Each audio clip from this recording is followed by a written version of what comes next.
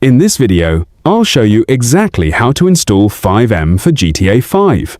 If this guide helps you, be sure to subscribe to the channel and give this video a like.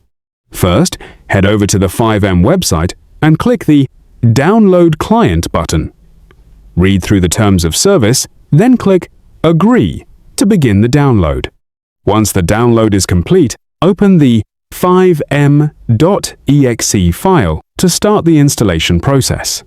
If FiveM asks you to locate your GTA 5 installation folder, open the Epic Games Launcher, go to your library, find Grand Theft Auto 5, click the three dots, and select Manage. Click the folder icon to open your GTA 5 directory. Copy the folder path and paste it into the FiveM window, then select the GTA V folder and click Open. FiveM will now verify your game files and download any required updates. If prompted, click Yes to continue.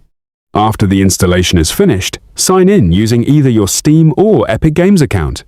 That's it!